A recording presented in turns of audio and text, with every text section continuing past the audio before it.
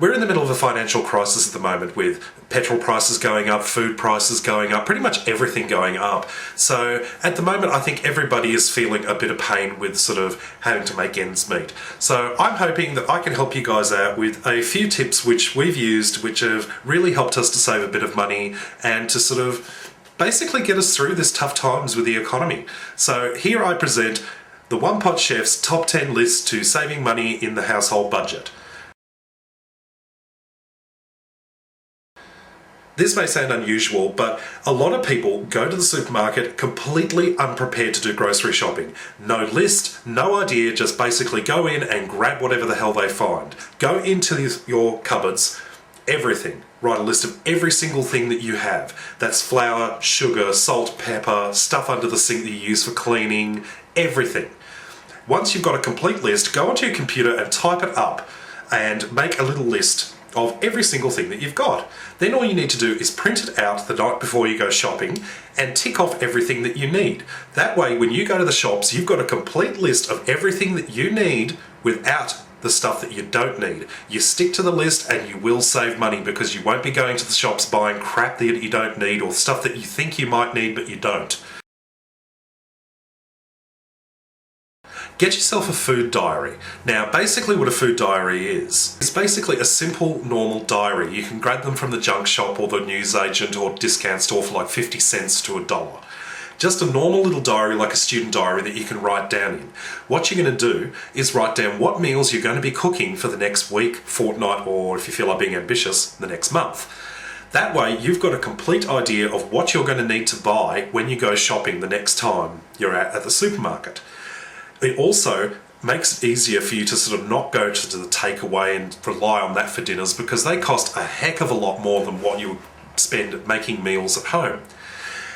Once you've got a planner in state, you don't have to worry about doing too much when it comes to what am I going to do for dinner? Oh, I've got 10 minutes to put something together because you'll already be prepared. You've got everything done.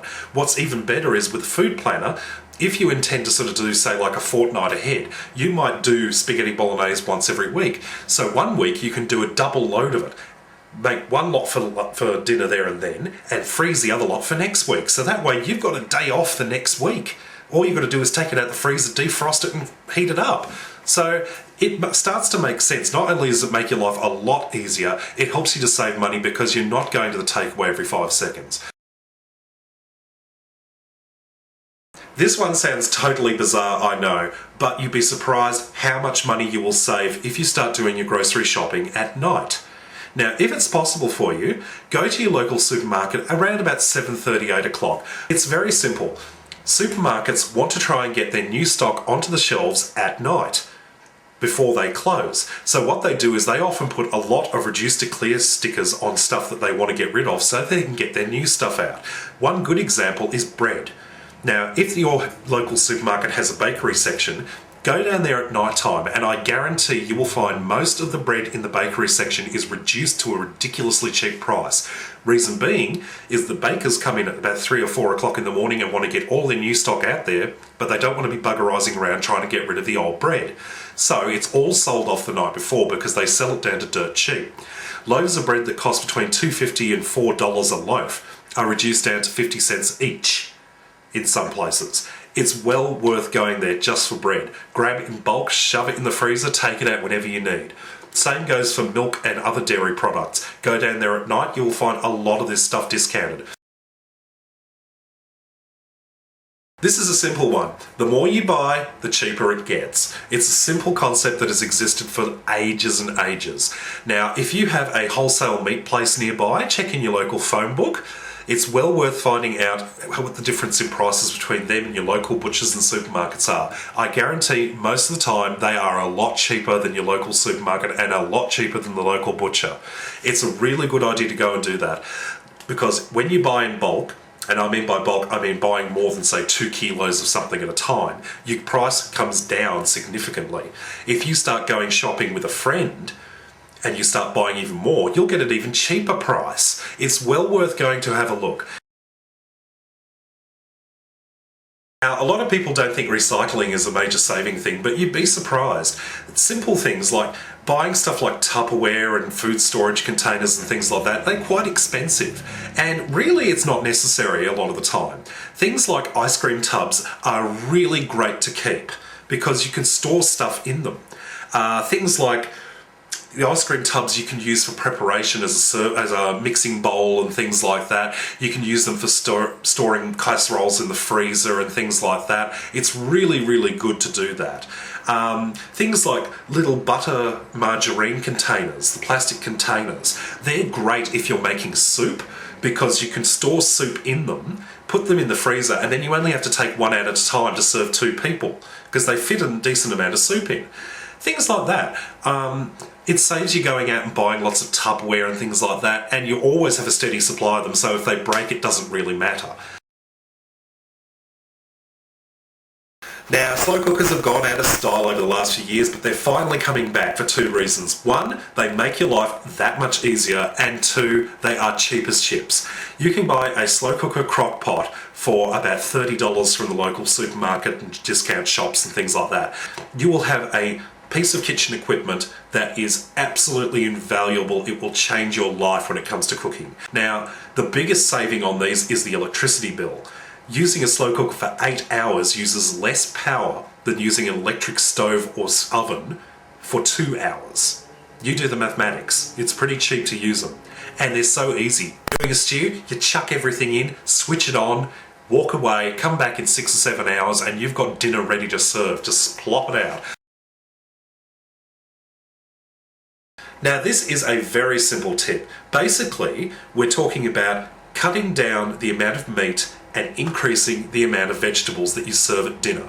Now, a lot of people have got it into their heads that you've got to have, say, 3/4 of a plate filled with meat and 1/4 of a plate filled with vegetables. It should be the other way round, is 1/4 of a plate of meat and 3/4 of a plate of vegetables. Start serving more vegetables. Now, I know it sounds strange, but the fact is, it's very simple. Meat costs more than vegetables. So start serving less meat and more vegetables. Not only are the vegetables more filling than the meat, you'll find it is a lot healthier for you as well.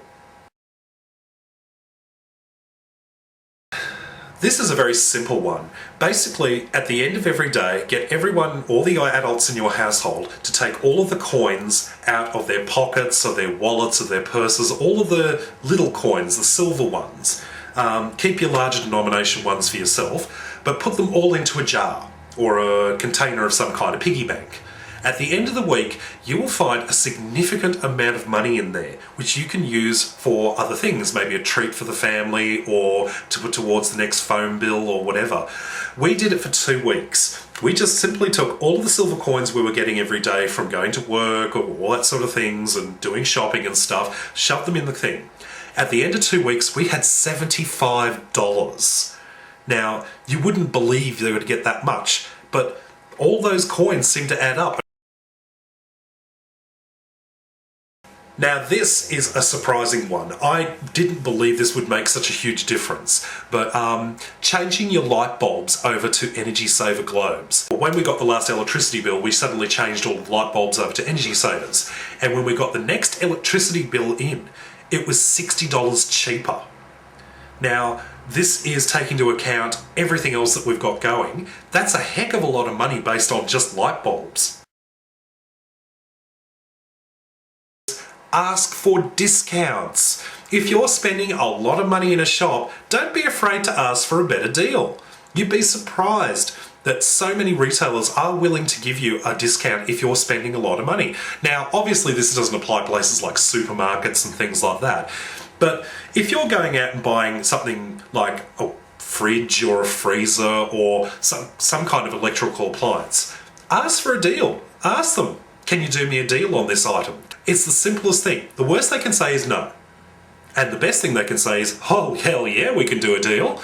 You can save yourself money just by asking for a discount. Don't be afraid of looking like a scab. Believe me, the people in the shop don't give a damn. I've worked in shops for all my life, and we couldn't give a damn about what people ask for discounts because it's not our money, we don't care. So hopefully these will have helped you save a little bit of money, or at least given you some ideas on how to save some money. If you've got some money saving tips, why don't you write them down in the comments section and share them with everybody who watches this video. In the meantime, have fun.